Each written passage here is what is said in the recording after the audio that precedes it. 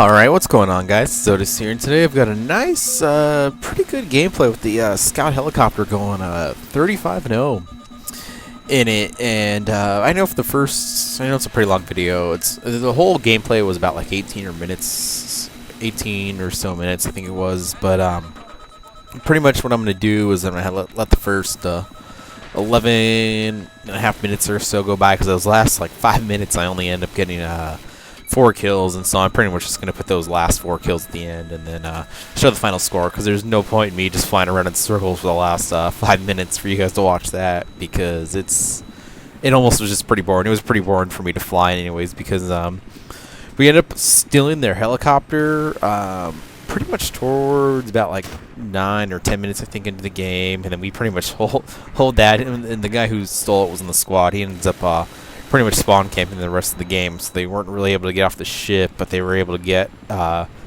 1 or 2 points and hold those for pretty much the whole entire game at least.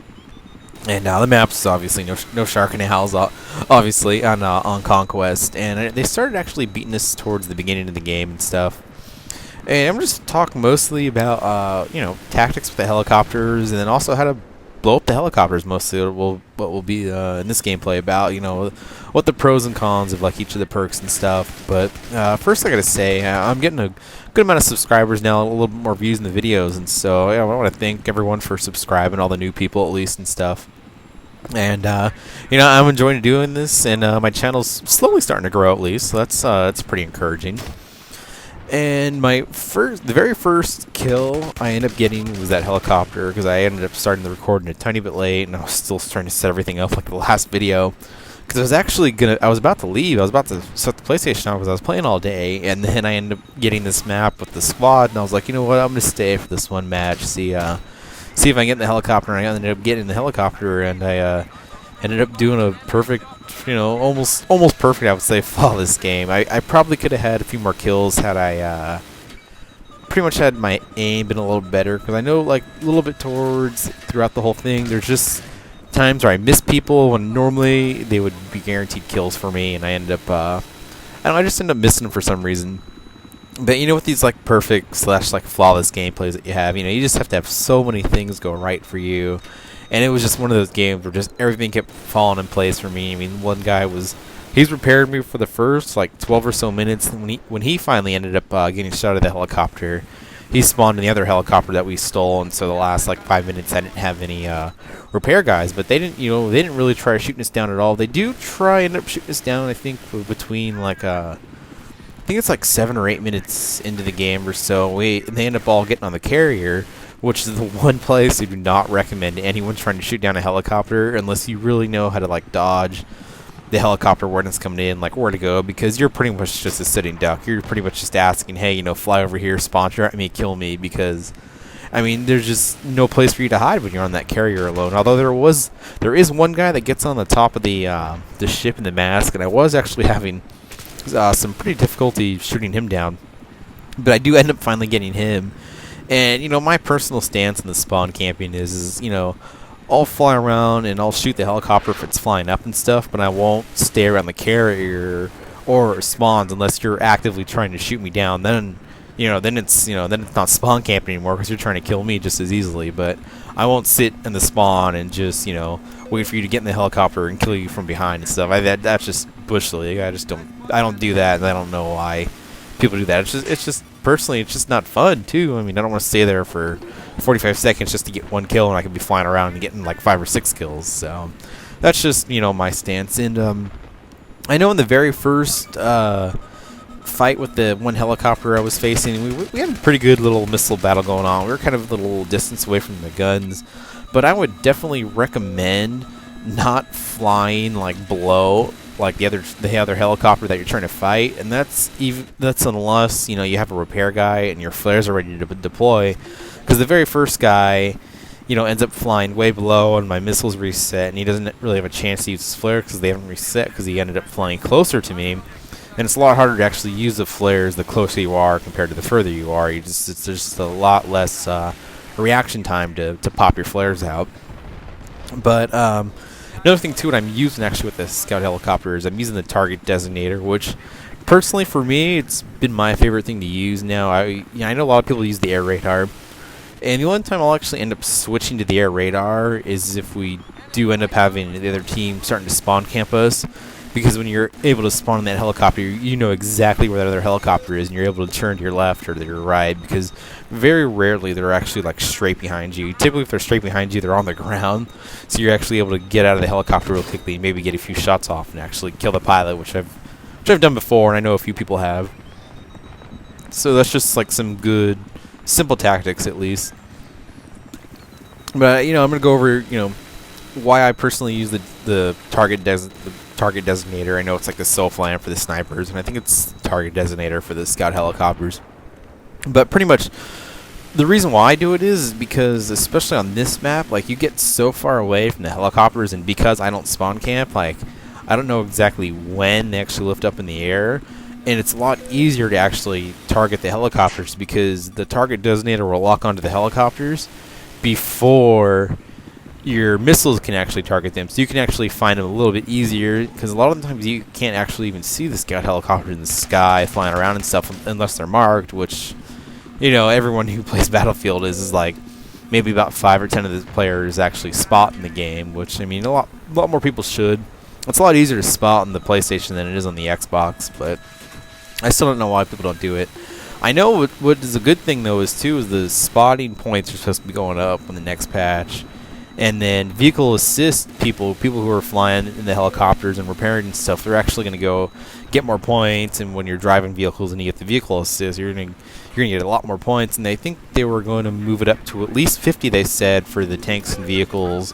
And the helicopters were going to be at least 50 if you get a vehicle assist, kill. I forget what it's actually called, but the helicopters, they said, were going to be at least 50, but they said it could possibly be going up more, but they didn't say actually how much. So that's pretty encouraging for people who repair, because there's games where I end up repairing, and Armored who ended up staying in my helicopter until he died, and then spawning the other helicopter and repairing him. I think he maybe gets one kill. I forget exactly where with his shotgun, like when he's flying the helicopters in a random kill.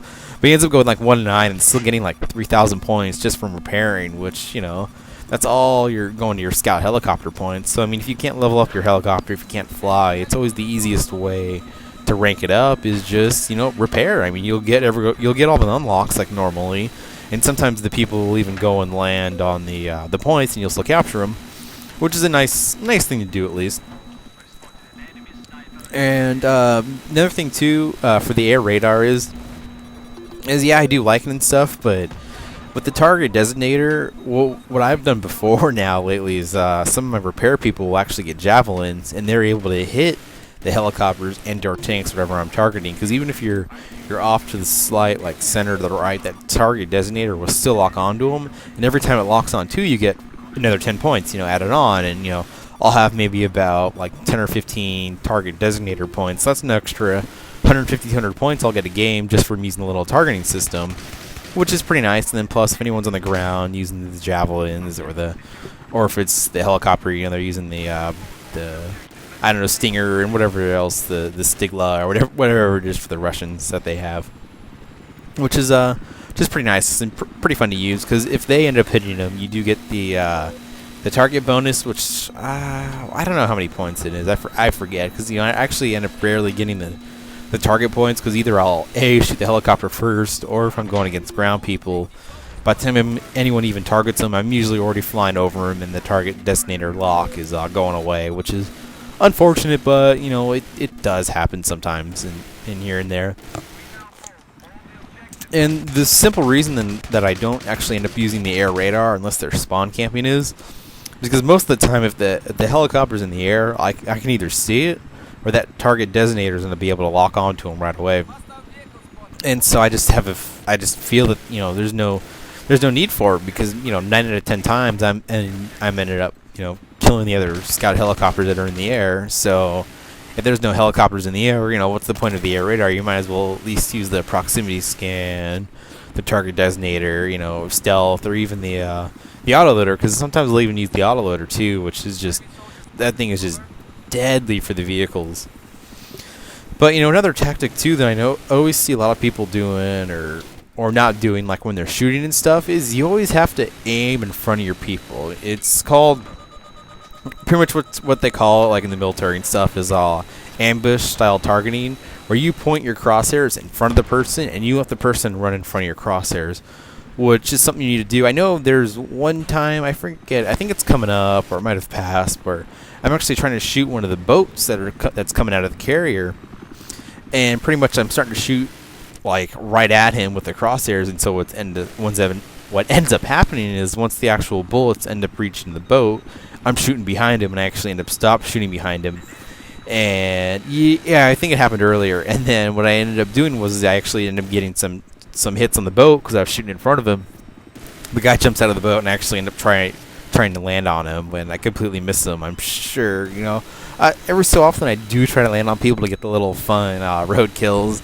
It's hard to do. I think I maybe have like 5 or 6, and they've all been accidents, of course. But I'm actually trying to land on people on purpose now, and sometimes it works, sometimes it doesn't. But it's just it is what it is. It's just me screwing around. Like I probably should have had about like I would say at least 40 kills. I know one of the other guys who ended up spawn camp in the last like 2 or 3 minutes in the helicopter. He ends up I think it's like 42 and 7 or something. I ended up 35 and 0, and so between us we've got almost 80 kills just between 2 people, and so that's most of their tickets just right there.